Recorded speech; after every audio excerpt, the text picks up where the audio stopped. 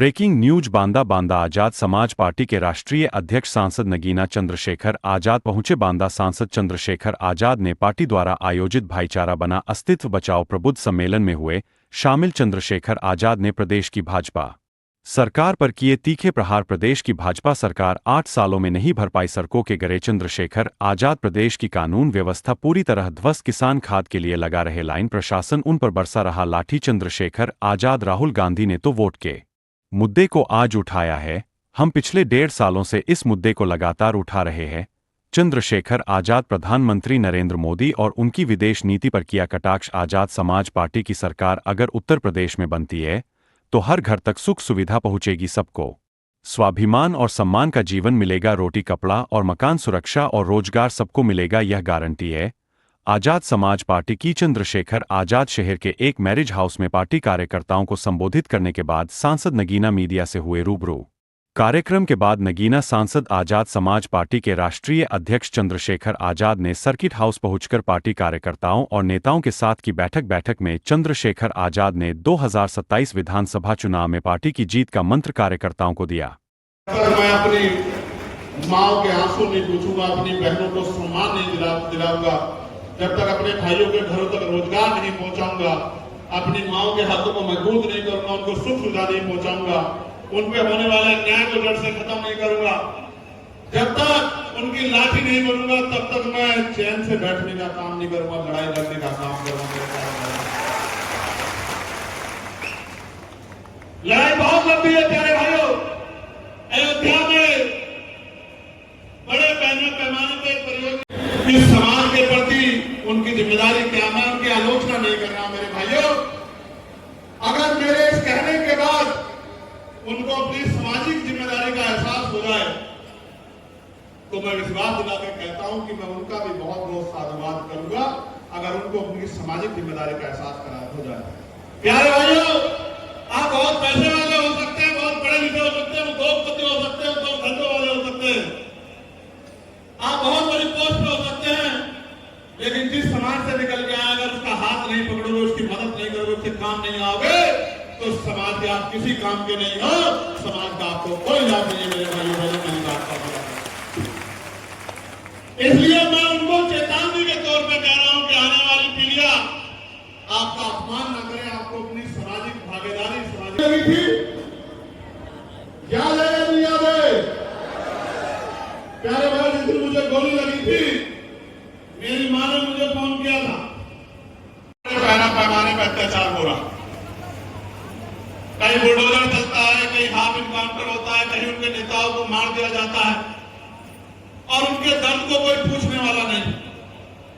नेताओं को तो उनको अपने बाजू में बिठाने में भी, अपने स्टेज पे बिठाने में भी तकलीफ होती, कहीं उनकी मस्जिदों को, कहीं दरगाह को, कहीं खानगाहों को, कब्रिस्तानों को खुर्द-बुर्द किया जा रहा, उनसे छीना जा रहा।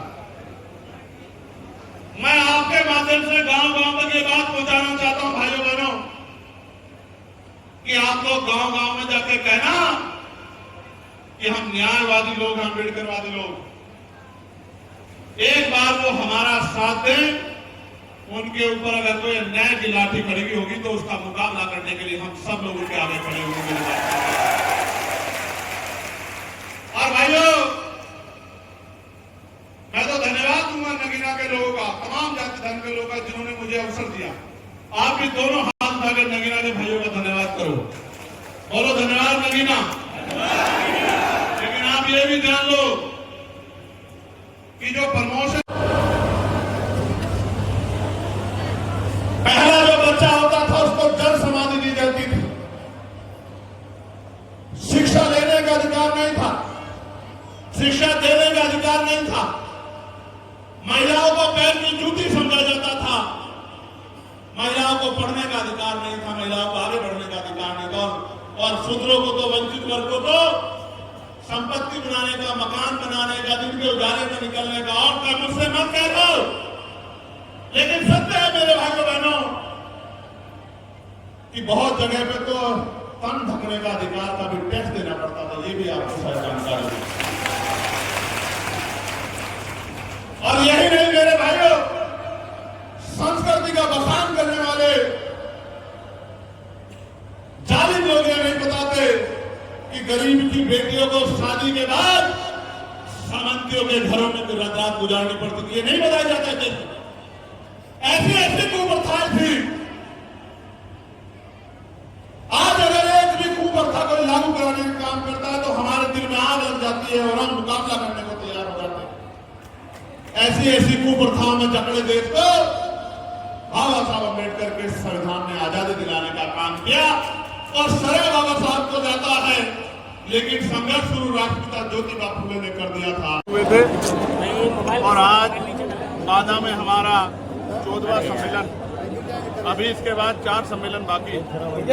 कमजोर वर्गों के रिटायर्ड कर्मचारी, अधिकारी और समाज में प्रतिष्ठित व्यक्तियों को बुलाकर हम लोग आजाद समाज पार्टी के जरिए बहुजन महापुरुषों के रुके हुए आंदोलन को आगे बढ़ाना चाहते हैं। जिससे आंदोलन बने, आंदोलन से शक्ति पैदा हो, शक्ति से बदलाव हो, ऐसी पॉलिसियां बने जिनसे लोगों के जीवन में खुशहाली आए।